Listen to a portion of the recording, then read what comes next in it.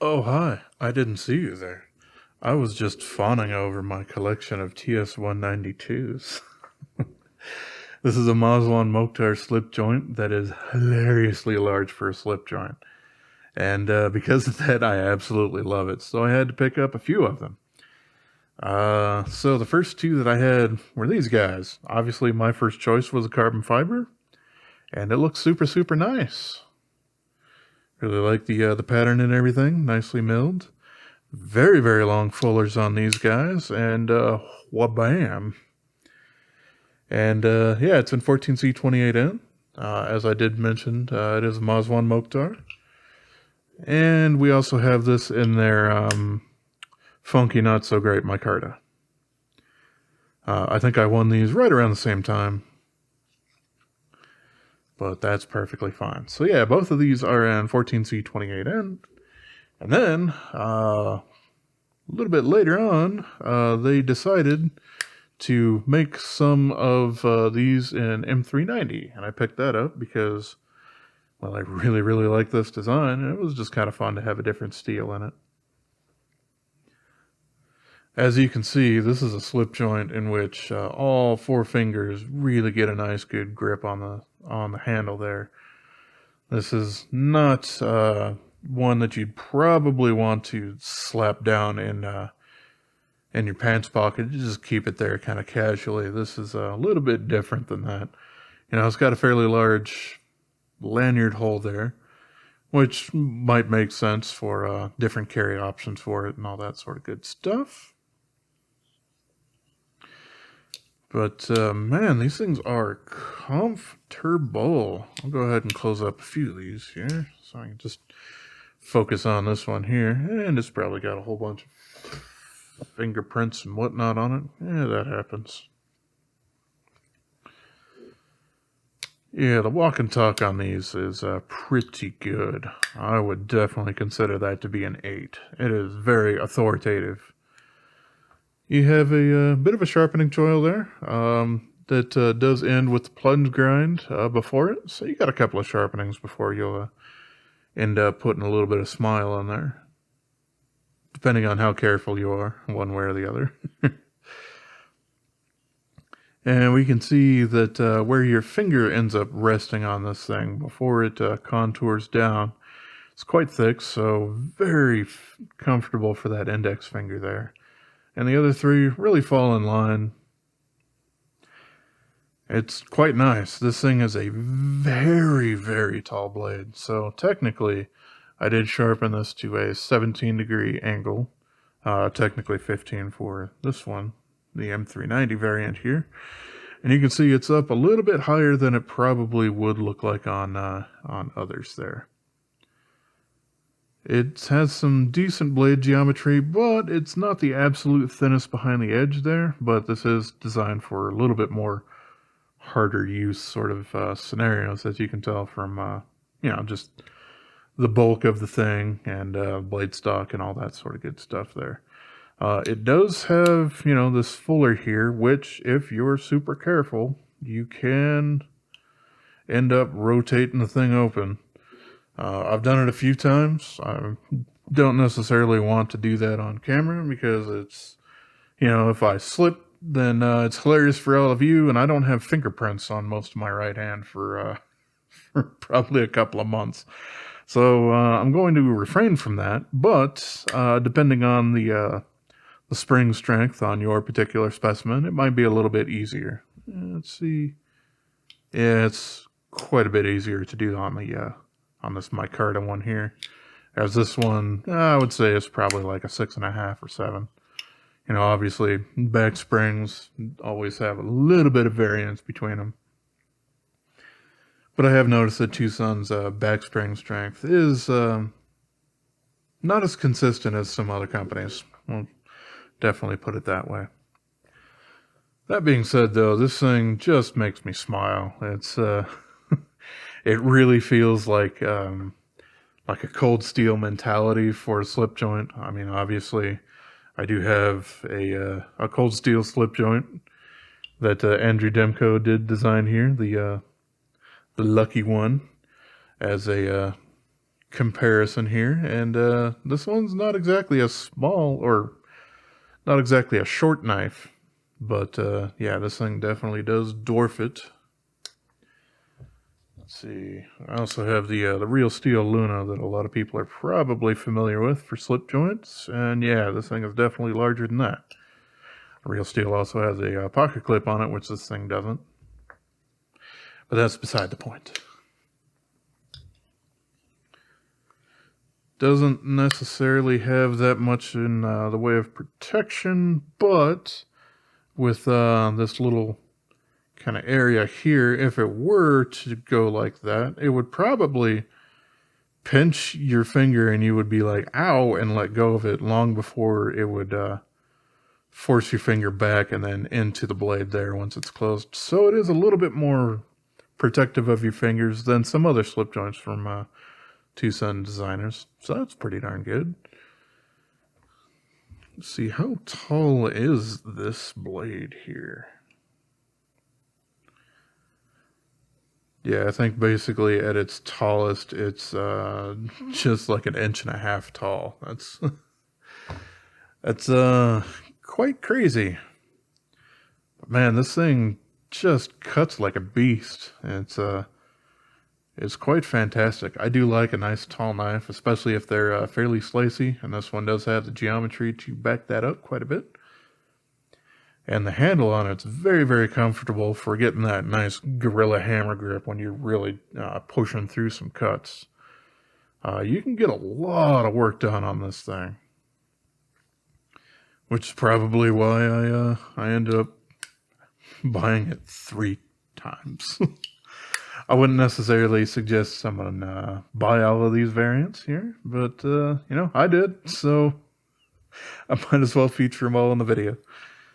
Yeah, as usual, I probably would suggest at least a little bit against the Micarta version here. This one, like the carbon fiber, doesn't have any liners or anything like that. And Micarta, when it doesn't have liners, can flex a little bit. It's obviously not going to break or anything on you, but just feels just a little bit less sturdy overall than the carbon fiber variants. Now I've scratched up a bit of the blade here on the M391. That happens from time to time when you're not super careful to take out some of the whatever you want to call it, the sharpening slurry or whatnot on the blade when you're sharpening with any of those angle thing sharpeners like the KME or Worksharp Precision Edge. That one in particular I did with a Worksharp Precision Edge, but it happens a little bit more commonly on newer stones because it's easier for the diamond particulate to kind of fall off some in the very early stages there, to have them fall off just a little bit easier, because those are generally the ones that weren't quite in the where they usually use like a nickel plating or something like that they end up bonding it with. Yeah, something like that. So they'll break off, and if you do stay in a particular area just a little bit too long, then yeah, it will grab some of that slurry and bring it back, and that's when you end up with all of these, which is yeah, it's annoying. It can happen with a lot of different angle sharpenings, especially if you like the lower angles. It can happen on you. But usually happens when you're using newer stones. It's not the only time it's going to happen, but that's kind of the best there. So I have found to minimize that when I'm doing sharpening on a lot of knives now. I will highly reduce the amount of times that I will spend in a certain area. I will only do like 4 back and forth before I move on or something like that, rather than, you know, 8 to 12 or whatnot that I would do before. And that seems to cut down on it a little bit. It's not perfect, but certainly helps a bit. So there's a fun little address about getting some scratches on the blade from some angle sharpening systems. Yeah, all right, let's go ahead and talk weight on these things. Helps if I push the right button.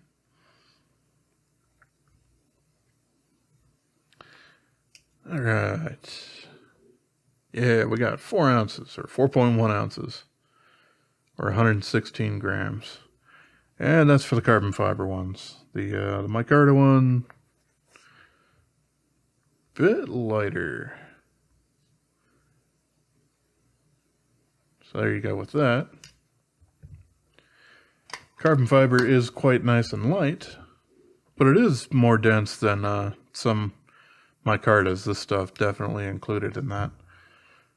But, you know, it is very, very strong, so that's why it's super popular. All right. How about if we go ahead and do some other measurements? I do have the fact that the blade at its tallest is about 1.5 inches here. I'm stalling because there we are. Couldn't find my calipers, but I found them now, so we back in business. All right, and not exactly incredibly thick there. Not super thin for a slip joint, but 0.54 inches. Not too bad. It's just a little bit thicker than Paramilitary 2 at its widest point there. Blade length on this guy. We got 3.2 inches. So that's pretty darn full size for a knife, I do have to say. At least in today's world. You know, I'm still used to Enduras and larger knives and whatnot, but a lot of people really don't like those. This one does have a blade stock thickness of basically 3.65. They would probably round that up to 3.7 or something like that, but yeah, 3.65. So fairly robust, but very tall and nicely ground. So this thing does a great job at being slicey. And because of the tall blade, it doesn't really want to S around on you while you're cutting through something tall like a cardboard or like a sheetrock or any kind of craziness like that. It really does help keep it kind of going in a direction. If you're in kind of an off direction, it's going to be next to impossible to correct that, but at least it's not going to be swirling this way and that and whatnot that can happen on some much thinner blades. Yeah, this thing has a little bit of an X factor to it, I guess. Something I can't really put my finger on, but, opening this up, looking at the blade, putting it in the hand, it just puts a giant smile on my face. I can't help it. I really, really enjoy this model. And that's great because the other slip joint that I have from Mazwan, the Fang Tooth, which I have taken a look at in the past, this guy, it was also one of my favorite slip joints from TwoSun. And another one that I've purchased more than once.